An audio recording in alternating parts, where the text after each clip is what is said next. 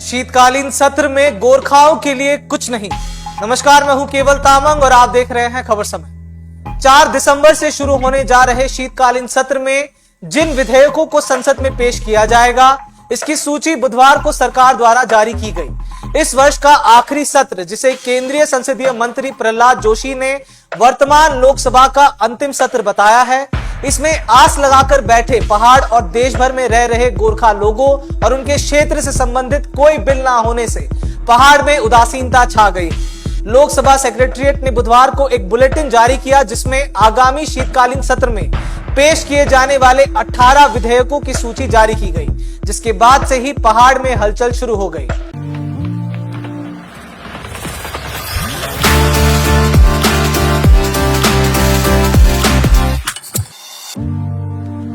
आपको बता दें कि संसद का शीतकालीन सत्र इस बार 4 दिसंबर से शुरू होने जा रहा है और इसके 22 दिसंबर तक चलने की संभावना है। शीतकालीन सत्र के 19 दिनों के दौरान 15 बैठकें होंगी।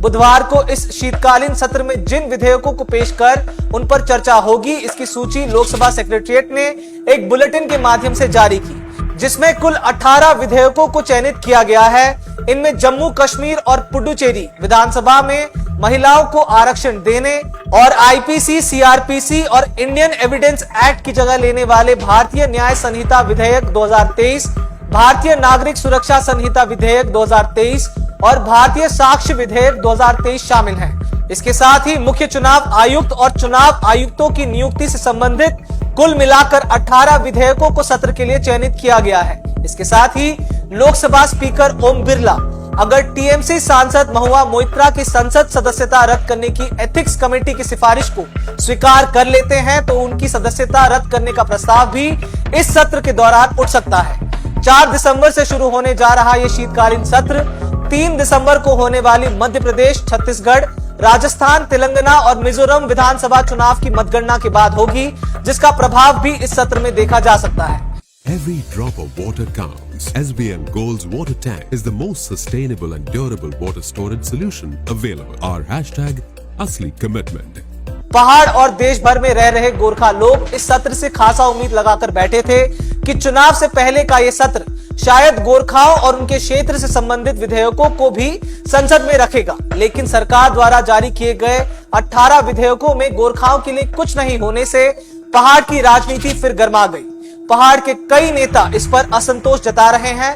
हाल ही में कांग्रेस में शामिल हुए विनय तामंग भी इस मुद्दे पर भाजपा के सांसद राजू बिष्ट पर तंज कसते हुए नजर आए। उन्होंने राजू बिष्ट पर कटाक्ष करते हुए उन पर गोरखाओं को झूठा दिलासा देने की बात की।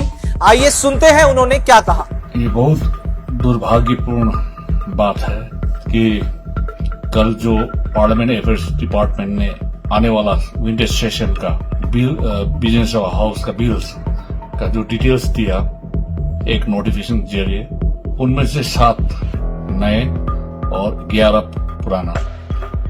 जो पुराना बिल्स था जो पास करने जा रहा है, उसमें हम लोग को उम्मीद नहीं था, लेकिन नया में हम लोग उम्मीद रख के बैठा था। मेरा तो उम्मीद नहीं था बीजेपी पे, लेकिन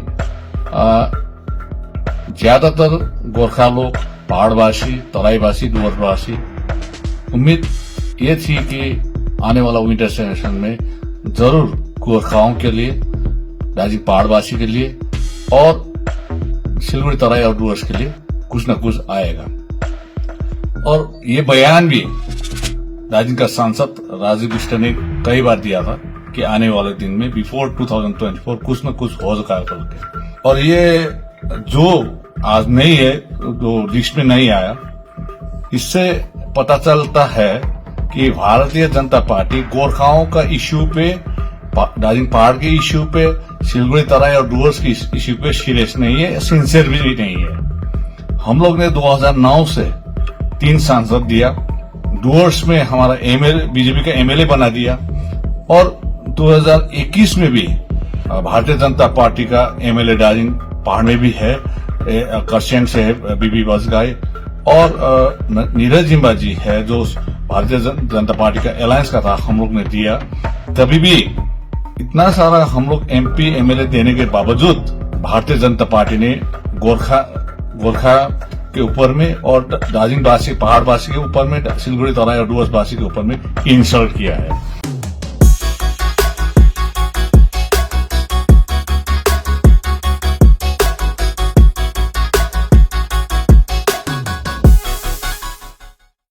नाउ ये इन लोगों का जो झूठ का राजनीति है वो पर्दाफाश हो गया और नरेंद्र मोदी ने जब बार बार आके 11 जो हमारा जात का जो ट्राइबल इश्यू था उनका भी उन्होंने मादे हाट में और ये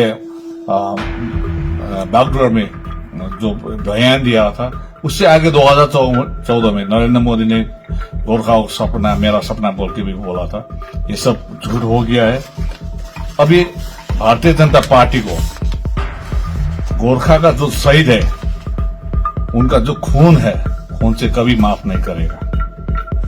और मैं भारतीय जनता पार्टी को मैं चैलेंज देता हूं, नरेंद्र मोदी जी और अमित शाह को भी चैलेंज देता हूं, आप एक बार 2024 में कैंडिडेट बन के आ जाइए दार्जिलिंग हिल्स में। Will give the fitted reply to BJP. इसके साथ ही करशन के भाजपा विधायक बीपी बाजगई जो कुछ समय से अपनी ही पार्टी के विरुद्ध हमलावर हो रखे हैं, उन्होंने भी इस पर अपनी प्रतिक्रिया दी और इस वर्ष के शीतकालीन सत्र में गोरखा जाति के लोगों के सभी मुद्दों को कोमा में पहुंचाने की बात करते हुए तंज कसा। उन्होंने सोशल मीडिया के माध्यम से एक पोस्ट के जरिए अपनी इस बात को रखा।